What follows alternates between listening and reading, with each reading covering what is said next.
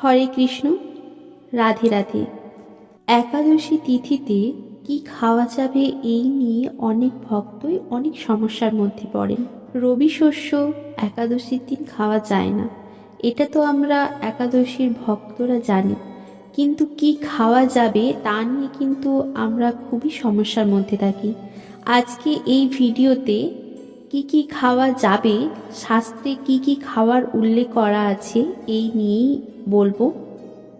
বিভিন্ন শাস্ত্রে, পদ্মপুরাণ, বৈষ্ণব শাস্ত্রে যেই খাবারগুলির উল্লেখ করা আছে, যে ফল বা যেই খাদ্য উল্লেখ করা আছে সেই সম্পর্কেই আজকে বলবো। স্পষ্টভাবে উল্লেখিত যে ফল তাই নিয়ে আজকের ভিডিও। আশা করি আজকের পর আর আপনাদের একাদশীতে কি কি খাবেন এই নিয়ে কোনো সমস্যা হবে না। একাদশীর দিন আপনি যাই রান্না করুন না কেন, সেই তেলটি হবে বাদাম তেল বা ঘি বা সূর্যমুখী তেল। এর বাইরে সরষার তেল বা অন্য কোনো তেল আপনারা ব্যবহার করতে পারবেন না। বলা হয় একাদশী তিথিতে বা যে কোনো বার ব্রত তিথিতে খুব ঝালযুক্ত খাবার বা খুব টক জাতীয় খাবার খাওয়া যাবে না। অনেকে লঙ্কা খান, লঙ্কার পরিবর্তে গোলমরিচ আপনারা গ্রহণ করতে পারেন। আমরা যেটা সাধারণ লবণ ব্যবহার করি সেই লবণ ব্যবহার করা যাবে না, সন্ধক লবণ ব্যবহার করতে হবে।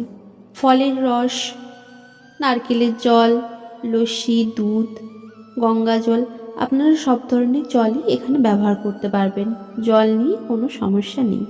অনেকে লেবুর শরবত খান, মনে রাখবেন লেবুর শরবতে কাঁচা লবণ ব্যবহার করবেন না। রবি শস্যবিহীন কি কি খাদ্য, সেই খাদ্য তালিকার মধ্যে পড়ে সাবুদানা, শ্যামা চাল। শ্যামা চালেও এখন ভেজাল মেশানো হচ্ছে, তাই জন্য আপনারা শ্যামা চালটাকেও বাদ দিতে পারেন বা চাইলে গ্রহণ করতে পারেন, দেখে শুনে গ্রহণ করবেন। পেঁপে, ফুলকপি, আলু, কাঁচকলা, আর খাবারে হলুদ গুঁড়ো ব্যবহার করা যাবে না। কাঁচা হলুদ আপনারা ব্যবহার যদি করতে পারেন অবশ্যই করবেন, না হলে এটা স্কিপ করবেন, কোনো সমস্যা নেই। দুধ, দই, ছানা, পনির, ঘি, মাখন, দুধ জাতীয় সকল কিছুই আপনারা গ্রহণ করতে পারবেন, কিন্তু মনে রাখবেন যদি দোকানের হয়, দোকান থেকে নিয়ে আসা পনির, দোকান থেকে নিয়ে আসা মিষ্টি, এগুলো গ্রহণ করা যাবে না।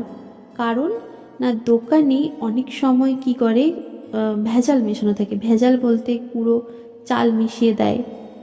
এই কারণে দোকান থেকে নিয়ে আসা দুধের কোনো জিনিস ব্যবহার করা যাবে না। বাড়িতে যদি বানান তাহলে অবশ্যই আপনারা গ্রহণ করতে পারবেন। এবারে ফল, কি কি ফল এই দিন গ্রহণ করতে পারবেন?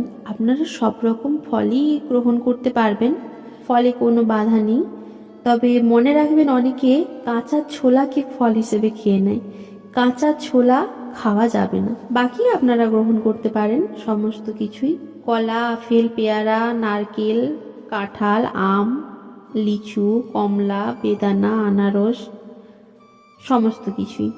আর মূলের মধ্যে পানি ফল, মিষ্টি আলু, যেটাকে রাঙা আলু বলা হয়, সেসব আপনারা গ্রহণ করতে পারেন।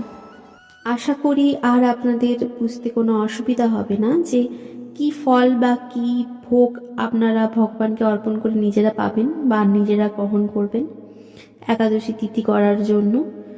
প্রশ্ন থাকলে অবশ্যই কমেন্টে জানাবেন। সকলে একাদশী ভালোভাবে উদযাপন করুন, সুস্থ থাকুন, ভালো থাকুন, ভগবানের নাম কীর্তন করুন। হরে কৃষ্ণ।